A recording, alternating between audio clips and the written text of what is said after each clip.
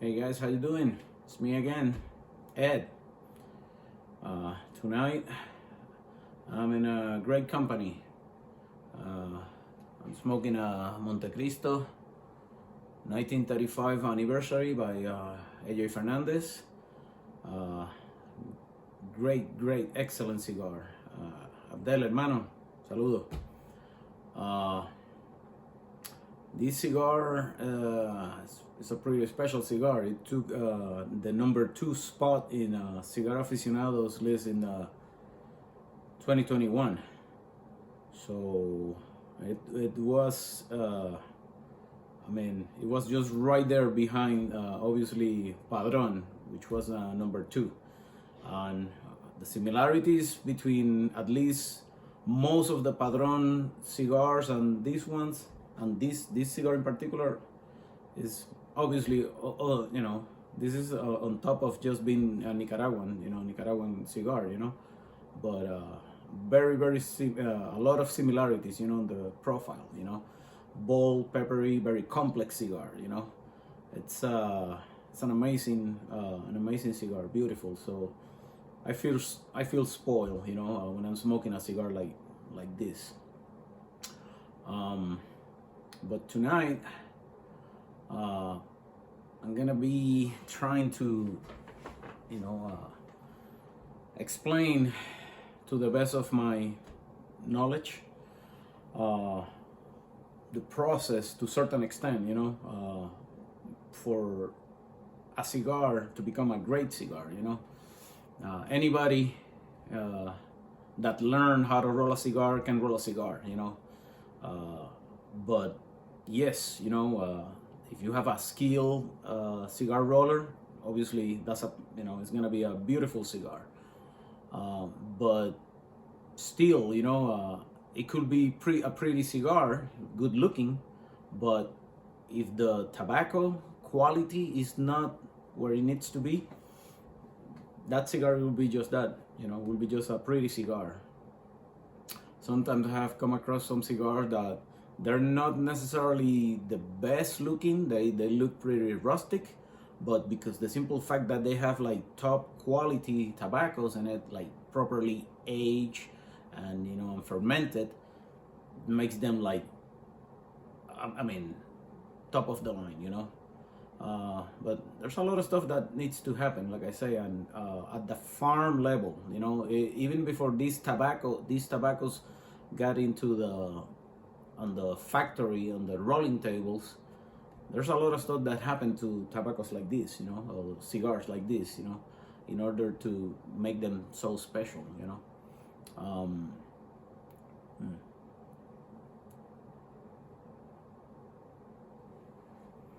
Starting with the selection of the seed, before those seeds get into the ground. Those soils needs to be properly treated and really well hydrated. Water, it's very important to those soils too.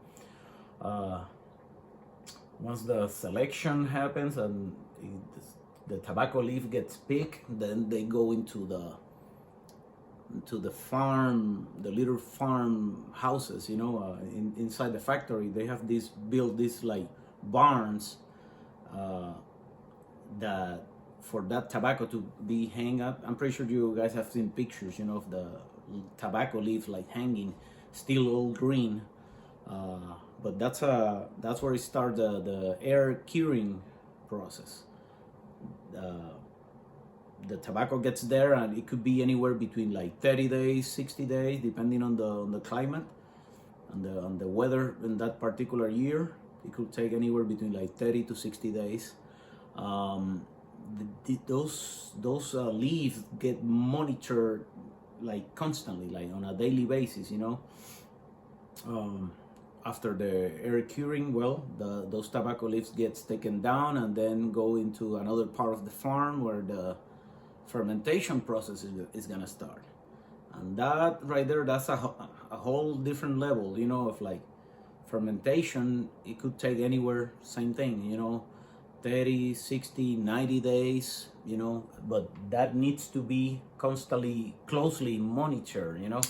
And the art of curing and fermenting tobacco, that's, again, that's on itself, is, it could be considered an art, or it's kind of like part of the secret, you know, how to, you know, good tobaccos become great tobaccos, you know. And every cigar maker has their own way to do things, you know. It's kind of like the family secret, the family recipe secret, you know.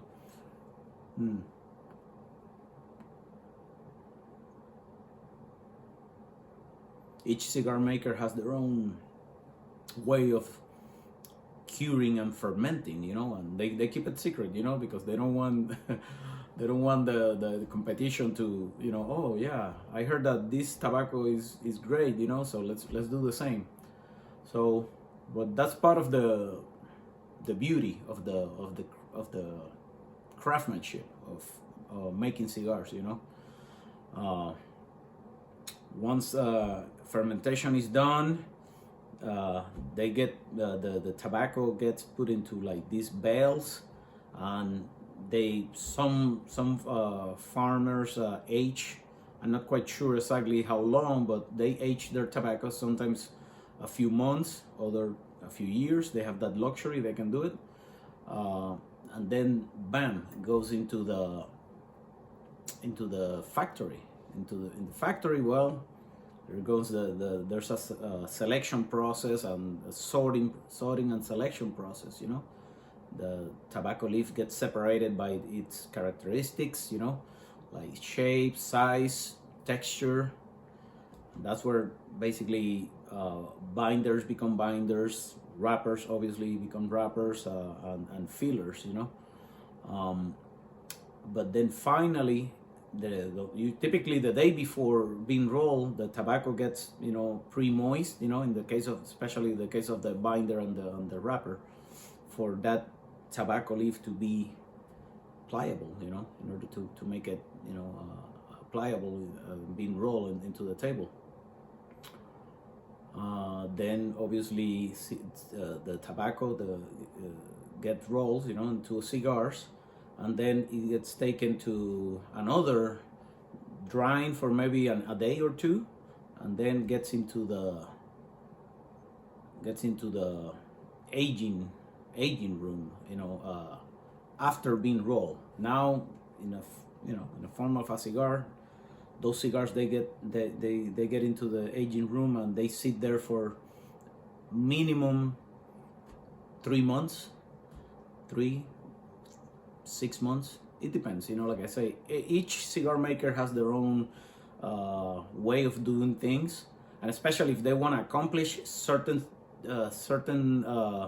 profiles in that cigar, they know ahead of time that, okay, yeah, this cigar is gonna take long. So I have heard some cigars sitting after being rolled, cigars sitting in some cases for like up to like 5 years into those aging rooms, 5, 6, 7, 10 years. Those are typically, you know, like the super premium cigars, because of course that is time and manpower that requires, you know, for those cigars to be monitored too in those aging rooms, and they need to be turned around, and, you know, every, you know, certain, you know, after certain time, you know, there's a lot of stuff, you know, that happens to that cigar. But that's where the magic happens, into those aging rooms, you know. So that's part of the reason why I am so fascinated, you know, and I'm in love with the cigar making, you know, as a trade, you know. It's a beauty, you know. It's an art. It's a true form of art that sometimes, unfortunately, it gets misunderstood, you know, especially by people that don't smoke, you know. And unfortunately, well, sometimes tobacco, cigars get blamed for, you know, other stuff that happens typically with other tobacco products, you know. But the way that a premium cigar gets rolled, there's no comparison, you know. You cannot compare, you know, a cigar with a cigarette, you know. It's like, that's, for me, it's insane, you know. It's like you know, comparing, you know, bottles to oranges, you know. It's like it's a whole different beast, you know. It's not even fair to try to compare, you know. But that could be a subject for another video. I don't know.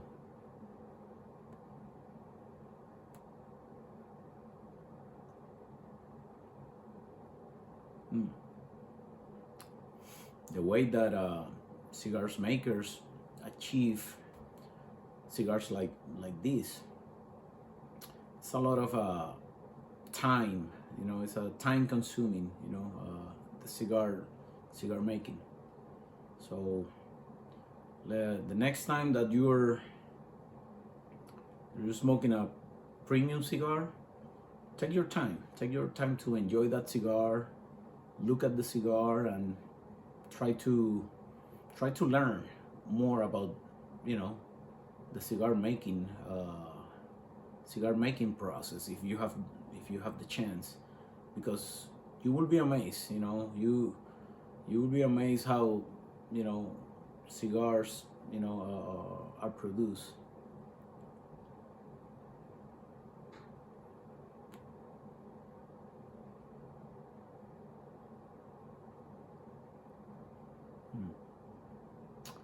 And it's a long process, man.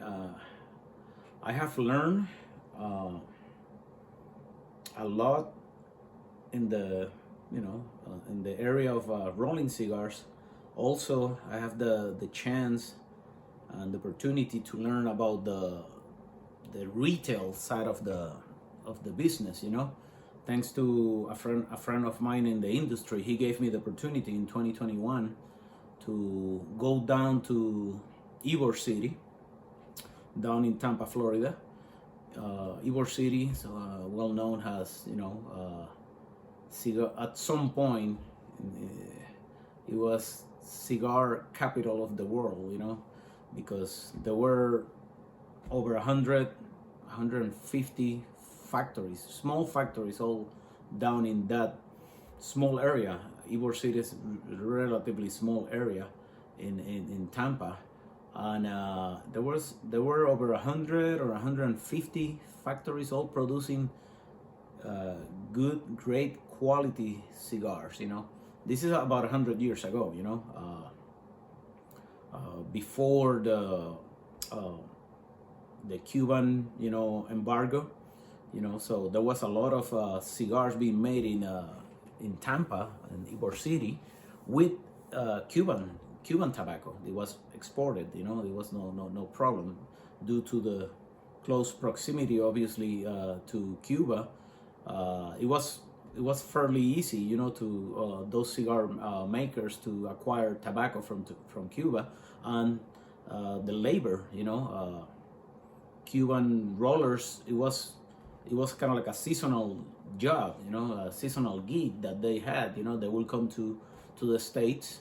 Again, this is all before Castro, so it was fairly easy for them to come to the United States and work for a season, and then go back to Cuba and, you know, provide for their families, you know. After the Cuban Revolution and the embargo, of course, things changed, you know, and well, there was a lot of factors that contribute to the down of the cigar industry in Ybor City.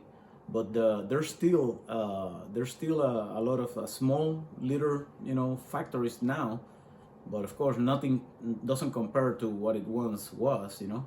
But there's still, you know, some small little shops down there that, if you ever have the chance to visit Tampa, try to swing by Ybor City. You will be impressed. You will be amazed.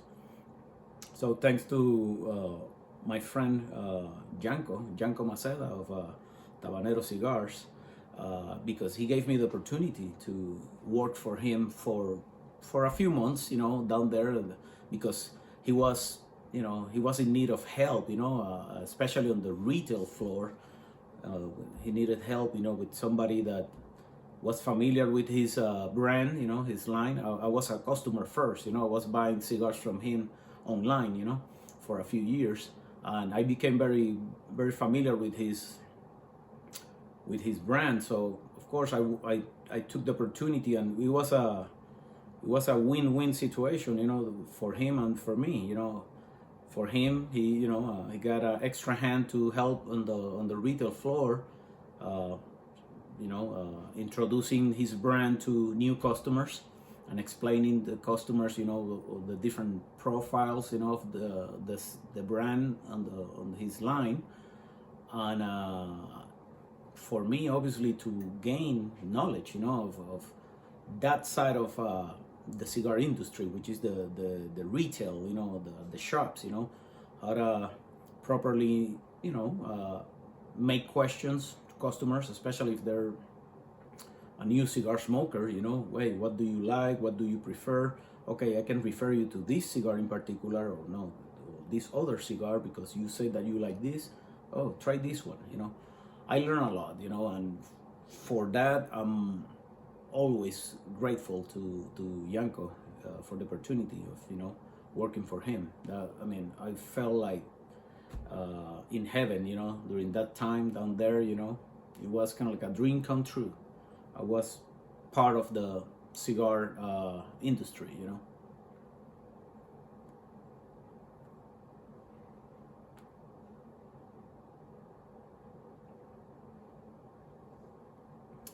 But of course, we knew that it was just a temporary gig. After a few months, I have to come back because, of course, I have responsibilities up here. I have a wife, and I still have a couple of kids that we're finishing raising here in the beautiful area of Idaho, North Idaho.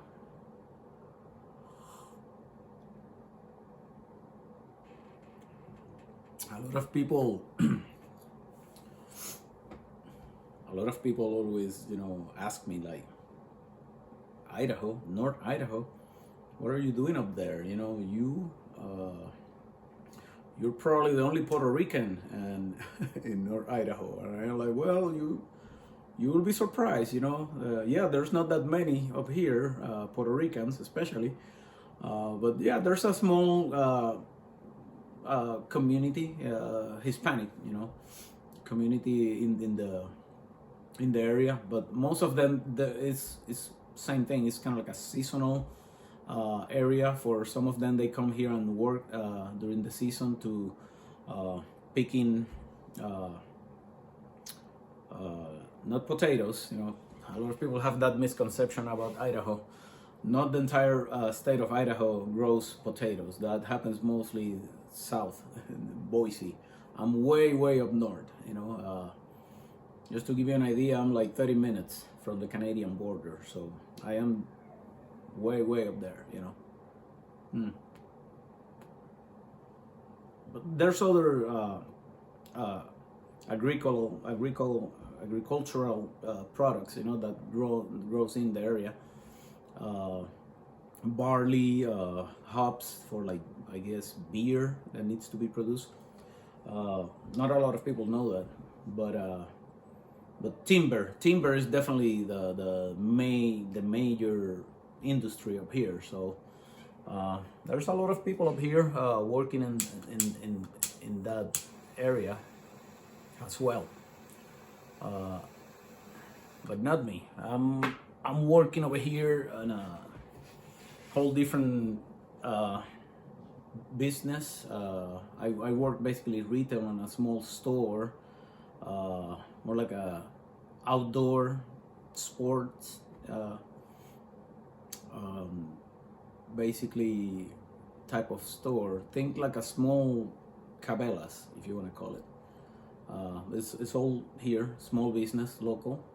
And I work for a guy up here, and I'm lucky. I consider myself lucky in that This is a beautiful area, and there's a lot of misconceptions in this area too, you know, regarding people.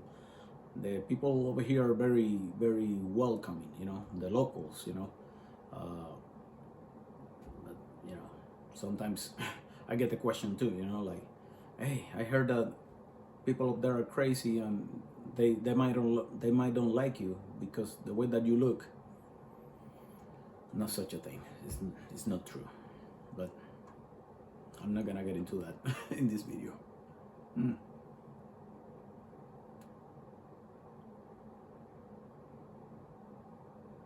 So in the meantime, I continue over here rolling cigars, you know, for my own personal consumption, you know. But of course, you know, always the question comes, you know, by friends and, you know, some neighbors. It's like, hey man, when you gonna start selling? When you gonna start selling your cigars? I am like, slow down. It's not that easy. The cigars that I roll are for, again, personal consumption. I don't sell cigars, you know.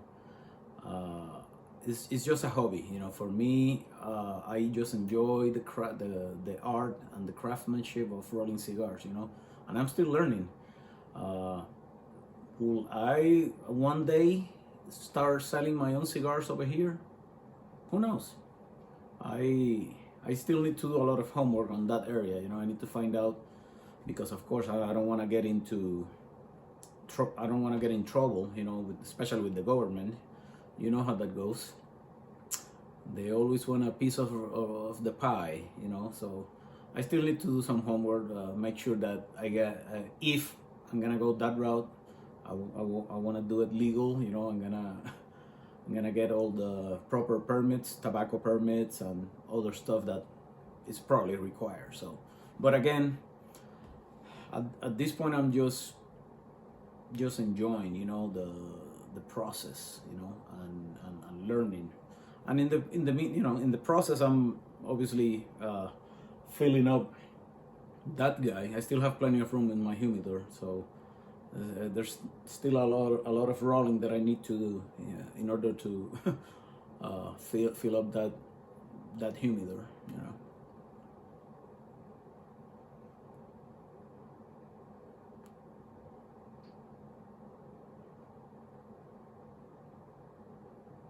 Mm.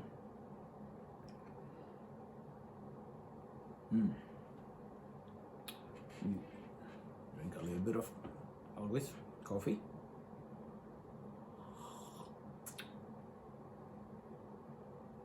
Mm. Coffee and cigars, that's like a match in heaven.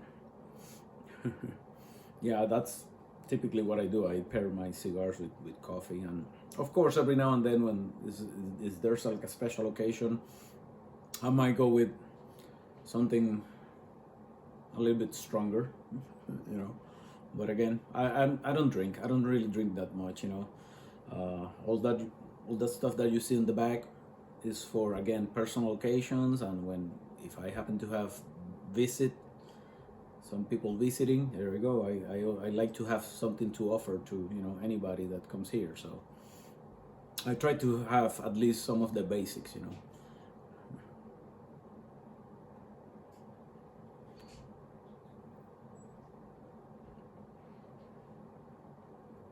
So if you're ever in the area,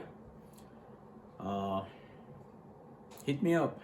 Check my contact information. I'm on Facebook and in Instagram. You can message me there, you know. Hit me up and see if you're close by my area. We can probably we can come up with something, you know, little get together or something, and I can, you know, always share some of my wealth. We'll see how that goes. Mm.